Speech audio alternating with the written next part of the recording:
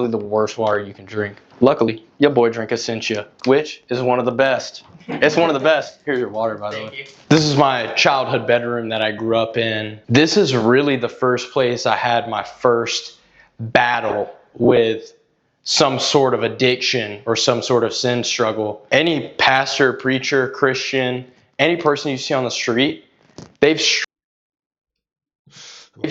Bryce Crawford. They've struggled in any way, shape, or form. We live in a sinful world.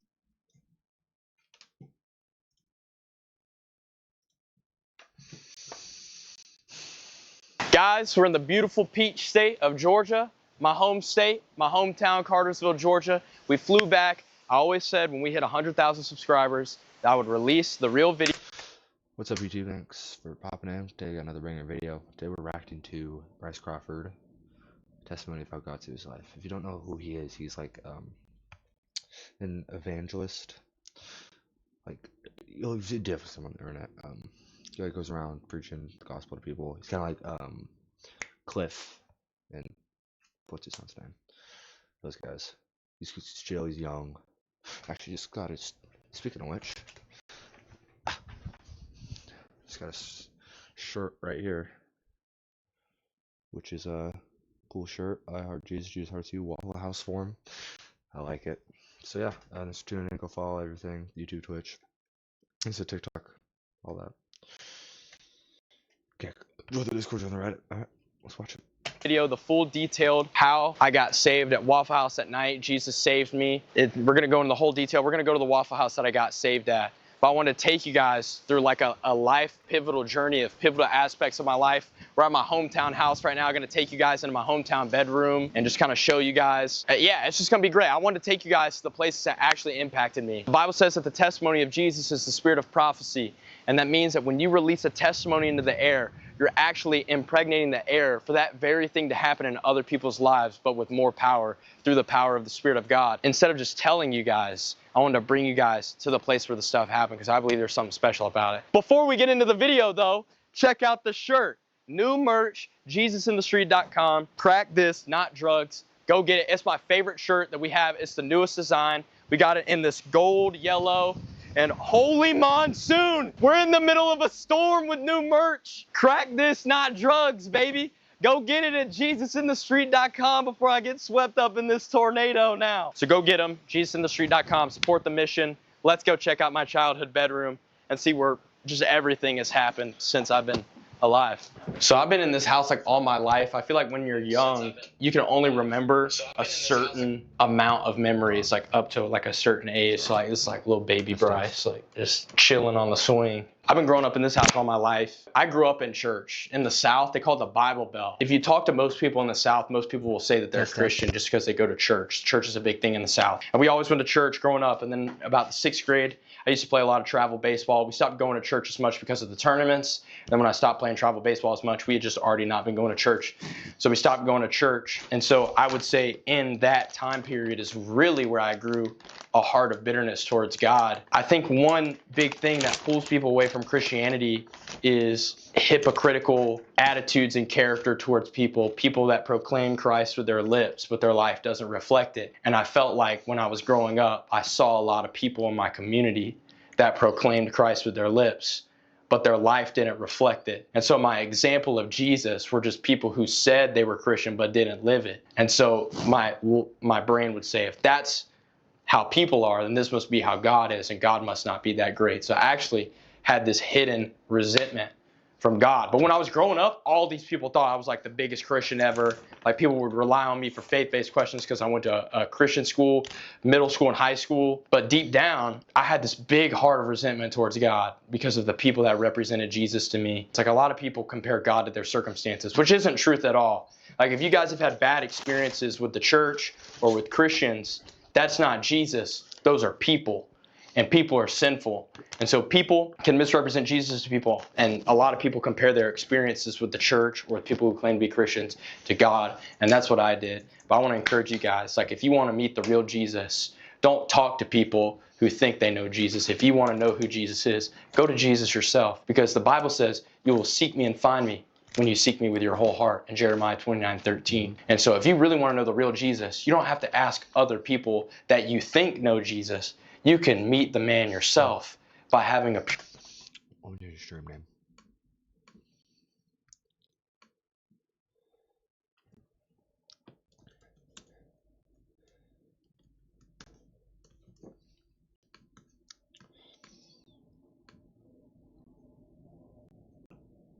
pure heart of innocence and wholeness and saying, God, I just actually want to meet you right now. I got to get water, bro. I'm so thirsty. You want water? Yeah, you can keep rolling. I don't care.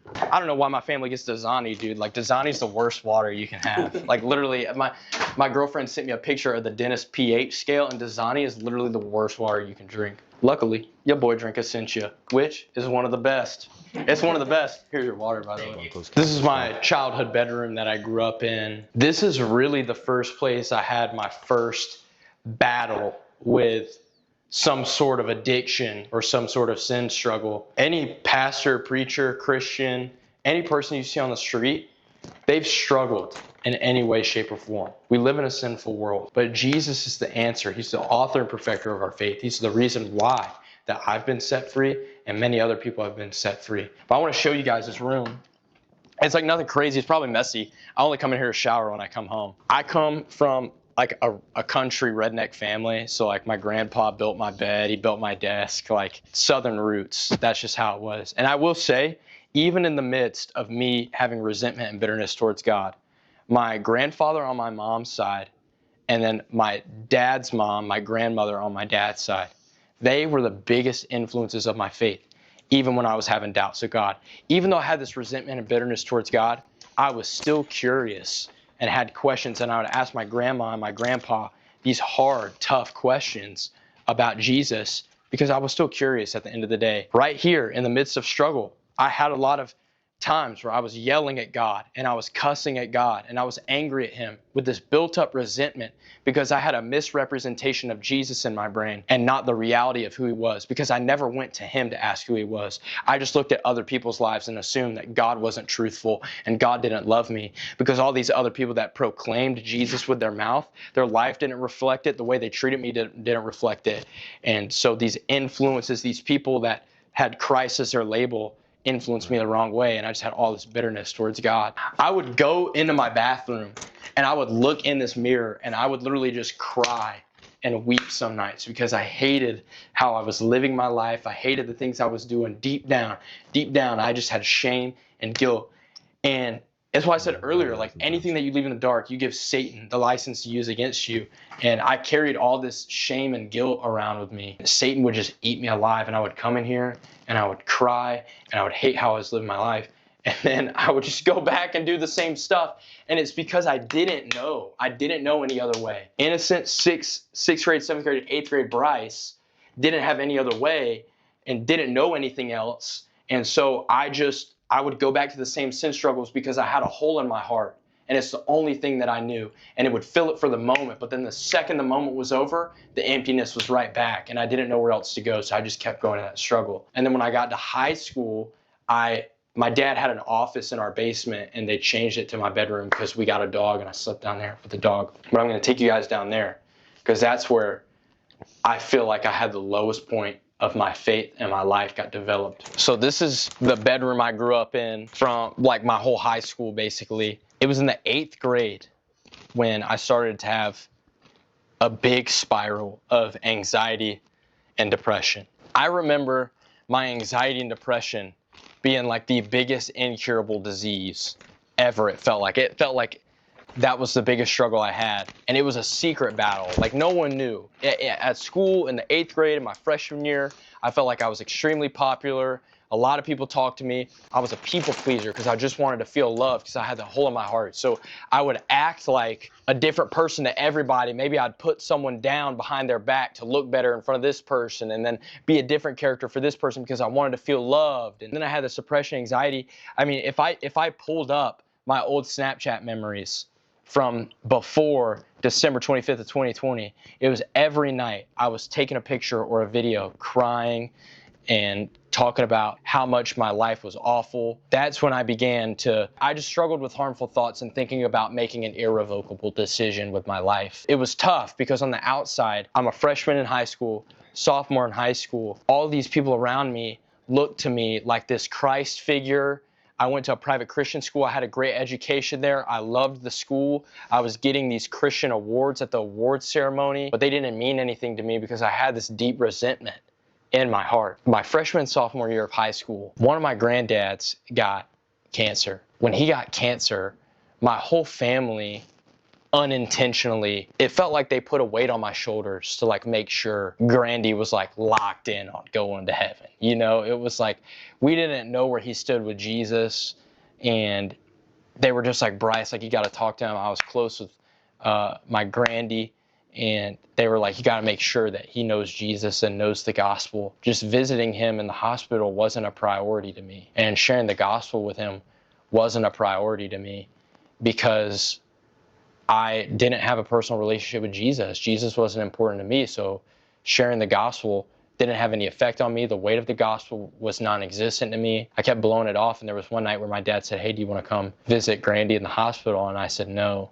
It was so that I could go visit Grandy and see him, and I was going to tell him about Jesus and see where he was at. And that night I said no was the night that he passed away. You want to talk about carrying some shame and guilt, even though you have harbored resentment towards God.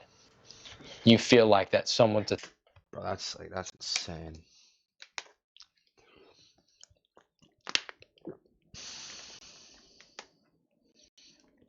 That's rough. Dang. Dang, that is rough, dude.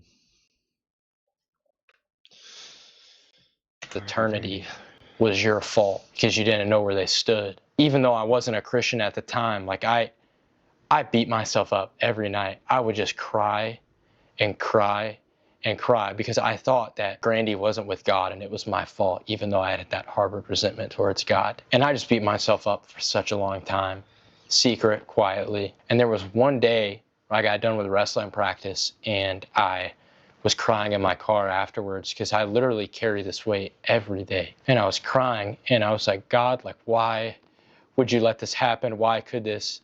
And I literally thought I heard an audible voice in my car. It felt audible, and it was just, he's okay. That's all I hear. So I start freaking out, and I call my grandma, and I start apologizing to her. This is the grandma, someone who was pivotal in my faith journey when I hated God that I was talking about. She was a big influence in my life, even though I hated God at the time. Called her and I'm crying and apologizing to her that I didn't share the gospel with her husband, Grandy, my grandfather. I was crying, and she told me that a few days before he had passed away that she had spent some time sharing the gospel with him and that he had surrendered his life to Jesus. It was so powerful, like that's thinking awesome. About the weight that was lifted off my shoulders. Like that's awesome. Went on TikTok and I made a video talking about the experience I had. And when I went to sleep, I woke up the next morning and 3 million people had seen the video. 90,000 people had followed me on TikTok overnight. And everyone was pressing me about questions about God. And I didn't know a single thing because I didn't have any, I had all this head knowledge because I went to a private Christian school. I had to take Bible classes. I didn't have a personal relationship with Jesus. Like I was so flustered and overwhelmed. I tried to fake it for 2 weeks because I felt like it was my responsibility because I wasn't trying to go viral. I wasn't trying to make a video because I wanted to get some views or some followers. Like I was just trying to share my heart and this experience I had. I had never had a supernatural experience like that. And after 2 weeks, I stopped talking about God. I became super selfish after 2 weeks because I didn't have a real relationship with Jesus and it fell through. And the encounter didn't lead to any depth for me. It was just an encounter with Jesus, and it was almost like it led to a spiritual high. And then when the feeling went away, I was like, oh, that's it. I'm done with this. I'm tired of it. I was trying to force something that I didn't have because I felt like that people were putting a pressure on me again for their salvation. And I was kind of spiraling into this, oh, I'm responsible for people now. Like people are relying on me. And so I had that encounter, and then I made that video and whatever. And then I just kind of went back to living my life and going back into sin struggle and anxiety and depression. Even after that encounter, my life spiraled down even more. And it just felt like I was just becoming more hopeless and more hopeless and more hopeless. It led to a night where I thought it was going to be my last night. And I'm going to take you guys to the most pivotal moment of my faith journey, where instead of taking my life, I gave my life to somebody who wanted it. And this is the moment that I just would have never thought in my brain, this place, this destination, I just would have never thought this would have happened. Waffle House got to be the holiest ground I've ever stepped on in my life. And I'm going to take you guys to the Waffle House, to the exact seat that I got saved in. All right, guys, so I'm in the Waffle House that I surrendered my life to Jesus in 3 years ago, coming up on 4 years. It was December 25th of 2020 when I surrendered my life to Jesus. I put my faith and trust in Him. What I'm about to talk about, I feel like is something that a lot of our generation has been riddled with and struggling with for a very long time, mental health issues and struggles. And I want to encourage you guys, like, there is a way out, and that way is Jesus. So leading up 8th grade, 9th grade, 10th grade, after that encounter I had with Jesus, and then I let it go, and I was going back in my own life, I hated my cycle of sin that I was in. I had this secret battle of anxiety and depression that I just couldn't get rid of, and there would be nights where I would contemplate my life. On December 25th of 2020, at least I thought December 25th of 2020 was going to be my last day. I had had an awful day, and Waffle House has always been one of my favorite restaurants on the planet. It's open 24/7. Like, if Waffle House is closed, that means like the world's in, and it's always open. And I knew it was open on Christmas. I had just told my parents that I was going to get a meal at Waffle House, but in reality, like, I'm thinking this is going to be my last meal. I love Waffle House, and no one knew. I had basically set everything up to where after Waffle House, that was going to be it, and then there would be stuff left for the people that cared about me. I came into Waffle House, and it was slam-packed inside Waffle House. I'm talking, this place was bumping on Christmas. It's the only thing open, and people were trying to get food. And since I came alone, I knew it was going to take a while for me to sit down. And so I asked this random guy, I'm like, hey man, if we a party at 2, we'll get to sit down faster, I'll pay for your meal. And he was like in his mid-30s, and he was like, yeah, sure. So I got him, we sit down at this table right over there. He starts dumping all his life issues on me, like starts dumping everything that he's going through. He's like, my wife's divorcing me, she's taking my kids, and she's taking all this, and blah, blah, blah. And you got to think like where I'm coming from. No relationship with Jesus. My life feels hopeless, and now I'm trying to run away from my problems one last time, and I got somebody else dumping their problems on me. Like, it was awful. And I remember just kind of not paying attention to this guy, just eating my chocolate chip waffle on my all-star special. Kind of nervous. You can make up for lost time. You can right your wrongs if you get angry at a brother, or, you know, you say something that hurts someone, but you can't right this wrong. I'm just thinking, I can't wait to get out of here and get this over with. As he's just going in, just talking, and I'm just not listening, he says one thing that God used to change the course of my destiny. This one phrase this guy said, not even about Jesus, didn't say anything about God. He was talking about his wife, losing his wife to a divorce, and he goes, I love my wife, and she doesn't feel the same about me. There's no growth in a relationship if the love isn't mutual. And when he said that, it was like all of time stopped.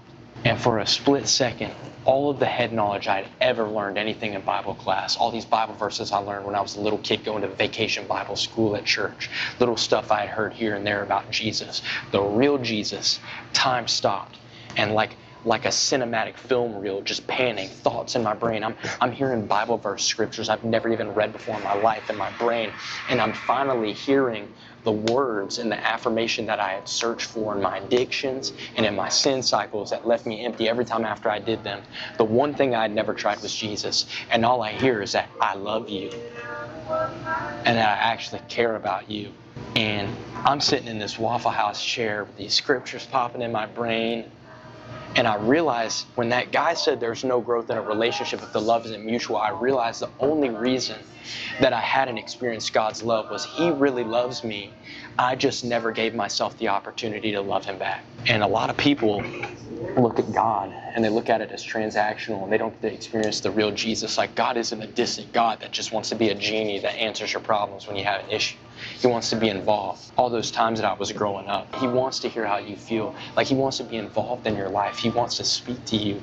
He wants to know the ins and outs. Even though Jesus is all-knowing, He wants to know how your breakfast was. He wants you to ask Him what to wear to school that day, what to wear to work that day. He wants you to ask Him whether to turn left or right when you're just driving around listening to music. It was real relationship, not a cage of rules. Started bawling my eyes out, and this guy was freaking out because he thought he said something that offended me. And I just threw the money down on the table, my cash for the bill, and I walked out. And I got in my truck and I just said, God, if you're real, take away my anxiety and depression. And since December 25th of 2020, I haven't had anxiety or depression. God set me free of my addiction to explicit videos. And that night, instead of taking my life, I gave my life to somebody who wanted it. We feel like our mental health struggles are an incurable disease. And I thought that December 25th was going to be my last night I ever lived. And instead of taking my life, I gave my life to Jesus because he actually wanted it. And he wanted to use me. The very next day, I experienced a freedom I had never felt in any of my sin. I experienced a freedom I had never felt in anything I watched, any people I pleased. And so I just made a video and I was like, guys, I had this encounter with Jesus. I don't know what to do with it, but I'm going to disappear for a few weeks and learn a little bit about this man. I'm going to come back and tell you everything I know about him. And since that day, I've been telling people about Jesus. Telling people about Jesus has never been like a performative thing. It was never about gaining anything from it. When you taste true love and you realize so many people are lovesick and looking for the real thing, and you've got the antidote to people's love sickness, you just want to give it to everybody, you know. So many people get angry at me. People say nasty stuff to me, email me nasty stuff. After I gave my life to Jesus, like, I probably had the roughest year of my life. Everybody thinks once you give your life to Jesus that it's going to be all sunshine and rainbows, but when you walk in the will of God for your life, like, the enemy is going to try to bring you down and haunt you. The Bible says that the devil's like a roaring lion. He's not a roaring lion. He's like one. He's just a kitty cat in the corner with a megaphone trying to amplify your problems with shame and guilt so that you don't walk in the fullness of who God's called you to be. And I had the roughest year of my life. Getting haunted. I went through crazy rough stuff. There was even a point in time, I'm 17 years old, right after I got saved. I got people sending me threats, threatening my life, sending me my address, telling me that they're going to show up to my house. Like, crazy stuff. I'm 17 years old. I would go around my hometown. People would threaten to beat me up. But I could never get mad because I realized, like, I was just as angry, if not more mad at God for my circumstances. And I realized God never forced the bad stuff to happen to me. But God still got the glory. It's easy to blame God for sin. It's so easy. We don't want to believe in God, but we just like to blame him for our issues. But when you really meet who Jesus is, you realize that he's not the cause of the sin. He's actually the antidote to it. And he actually wants to heal your heart. And some people's journey in freedom is different. Some people, just one encounter and it changes everything. Sometimes we need help, but the point is Jesus is the answer. And if you're someone that struggles with mental health issues and you're looking for help, my friends at Stay Here have a 24/7 chat that you can reach out to. They have partnered with a company called BetterHelp, where you can actually receive free counseling, because counseling is expensive, therapy is expensive nowadays. That night, I was going to take my life. Like, I just needed someone to talk to. The human that talked to me was like, that night, actually received free counseling. What's in the chat? If y'all need this, bro, like I'm being so dead serious. Like, Because counseling's legit, go to here, bro.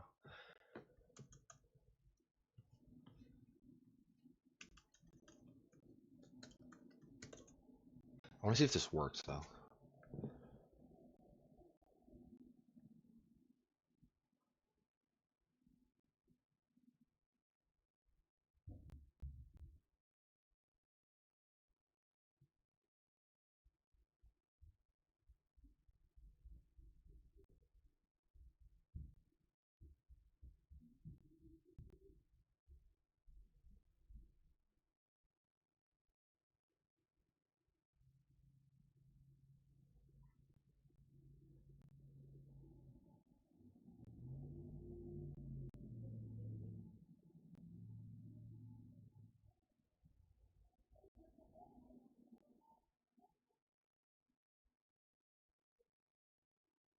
Okay, well, I'm not figuring this out. But, I'll put the, I'll put the link in chat for YouTube. Get a picture. I'm leaving this up for, like, just really quick. Please go to this if you like legit. Oh my gosh, I keep messing up. Please go to this link.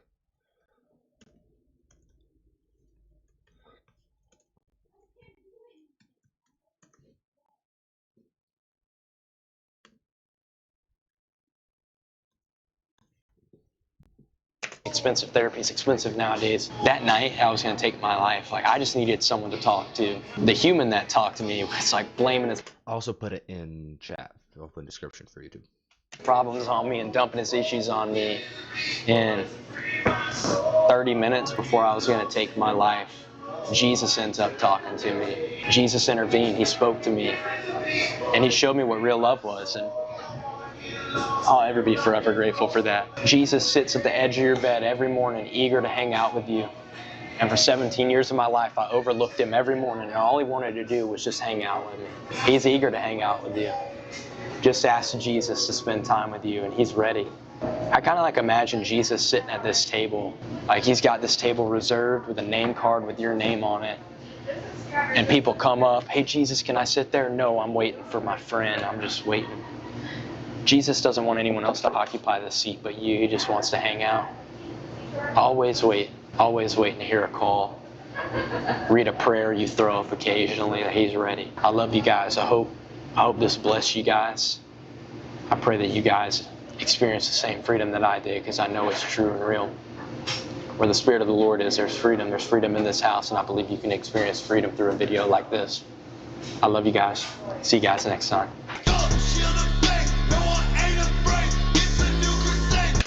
Also put that in the link in the description. See you next time. Wow, that's awesome. I ain't gonna lie, that's awesome. Thank y'all for watching YouTube. Go follow the links in bio.